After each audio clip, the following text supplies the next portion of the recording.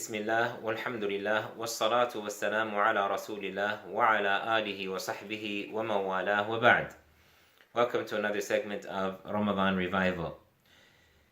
Here we are, it's the 28th day of Ramadan, and for us here, in a matter of just a couple hours or so, we will be breaking our fast of the 28th day of Ramadan, which means that we have barely another day or possibly 2 days left before Eid is upon us.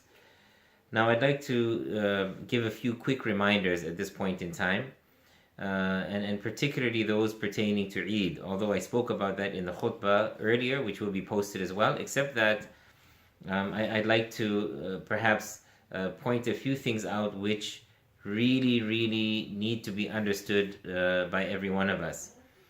We know that praying Salatul Eid is, according to some scholars, Sunnah Mu'akkada. It's a strongly emphasized Sunnah of the Prophet alayhi salatu wasalam. According to some, it is wajib, it is fard on every individual, that is male individual, to pray Salatul Eid.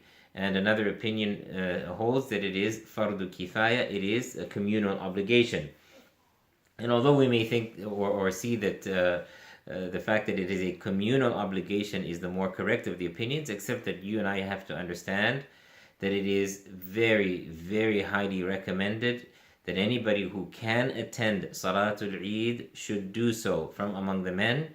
But we say that based on the fact that even women who are menstruating are encouraged by the Prophet ﷺ to attend the musalla, or the hall in which, or the field in which Salatul Eid is being held, except that those who are menstruating from among the women, they don't sit in the rows where the women are praying, but they sit behind them. And if it's in the masjid, they will stay outside the actual prayer, outside the actual prayer hall. So if the Prophet ﷺ encouraged women, even those who are menstruating, to attend Salatul Eid, then what about the men? Obviously, it shows you that it is extremely important, and unless one really has a valid excuse, there's no reason they should stay back from Salatul Eid.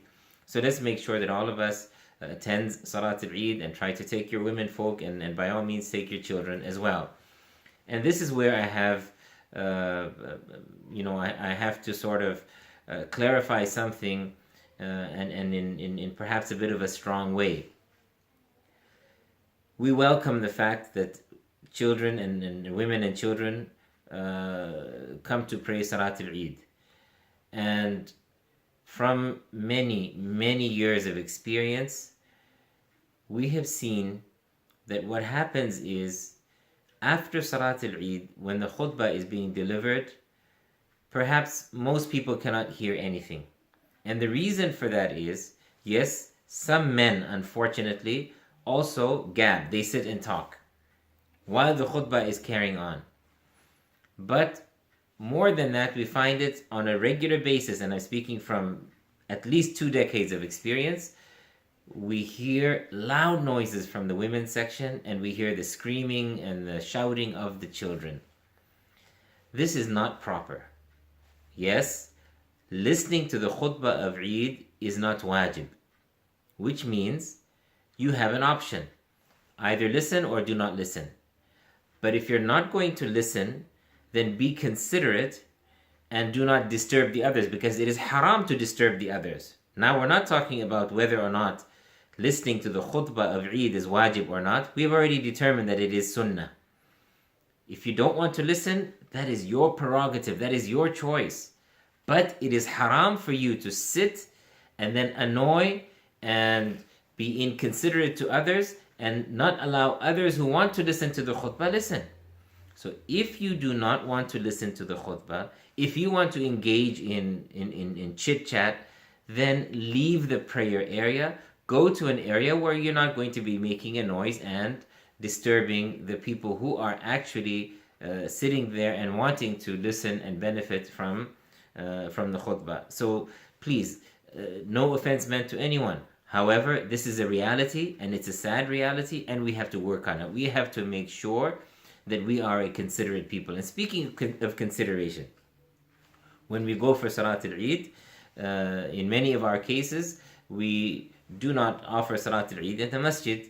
because the sunnah is to offer it outside in a field, for example, but perhaps due to weather conditions and other circumstances, very often in the West we offer it in halls.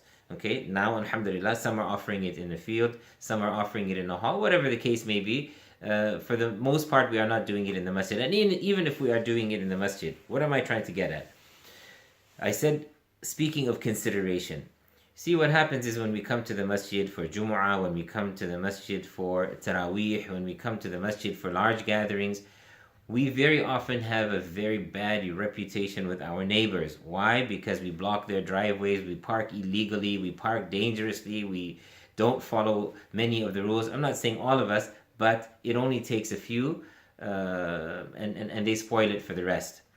So my advice, my sincere advice to myself, and then to everyone else, when we go for Salat al-Eid, even when we go for Salat al-Jum'ah, for any event, when there's any event that we are holding, can we not, for once, buck up and start doing the right thing? If there isn't a parking spot nearby, park where it's legally okay for you to park, even if it means you have to pay for the parking. Alright? We are going for Salah, we are going for whatever event that we may have. Let's not give ourselves a bad reputation. Very often we are our own enemies. People have a bad view of us because of the way that we behave, or shall I say misbehave. So if we're going to park anywhere and everywhere as we please, thinking that the road belongs to us, it's not gonna look good on us. So when we go for Salat al-Eid, whether it be at a hall, whether it be at a field, whether it be at the masjid, please park in assigned parking spots. Park legally. Do not mess it up for everybody else. Don't give us a bad reputation. In addition to that, very often, snacks are handed out after Salat al-Eid. Candies are given to children. Gifts may be given to children. All of these are wonderful things, and I'm not opposed to them in any way, shape, or form. But what is not nice is that we then afterwards think that the world is our maid. That everybody in the world is our maid. In other words, we eat and we throw a wrapper on the floor. We don't have the decency of putting it in the garbage can, and if we can't find a garbage can, we don't have the decency of putting that garbage in our pockets and waiting until we get home and throwing it in the garbage there. People around you are not your maids. People around you are not your slaves. We are taught in Islam to be considerate. We are taught in Islam to be clean. We are taught in Islam to pick up litter, not throw litter down. As a matter of fact, one of the branches of faith, as the Prophet ﷺ told us, is imatatul adha anit tariq, to remove harmful things and to remove garbage from the pathway. So we live in societies, alhamdulillah, where we can see many good things. Sure, there are many bad things, but let's not forget that there are many good things. Unfortunately, we adopt the bad and we don't even bother looking at the good. One of the good things that we see is that people do not litter. People are considerate enough. This is an Islamic attribute to begin with. They put the garbage where it belongs, in a garbage can. So why can we not do that? Let's keep that prayer place clean and tidy wherever we go. Let's show the people who we really are, what our deen is.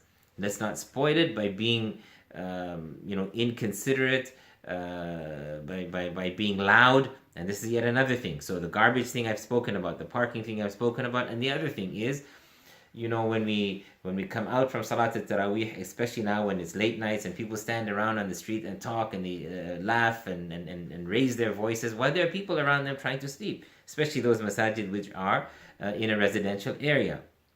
Wherever we may be, remember that the eyes are on us. People can actually see us. And before listening to us, in terms of what we have to say about our deen, they're going to watch how we behave.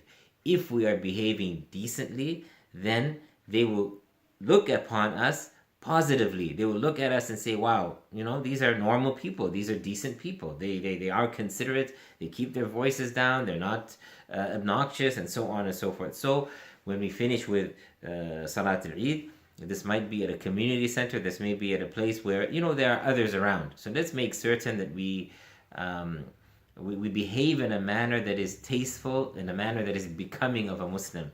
I beg of Allah subhanahu wa ta'ala to accept from us everything we have set forth this Ramadan, and I beg of Him Jalla wa ala to place us amongst those who emanate or who practice good manners, so that our call towards Islam, even before with our tongues, will be with our actions. And inshallah ta'ala, those who are looking upon us will be seeing something pleasant, and they will see something which is attractive to them. May Allah subhanahu wa ta'ala make us that person with these wonderful manners. هذا والله أعلم وصلى الله وسلم على نبينا محمد وعلى آله وصحبه أجمعين.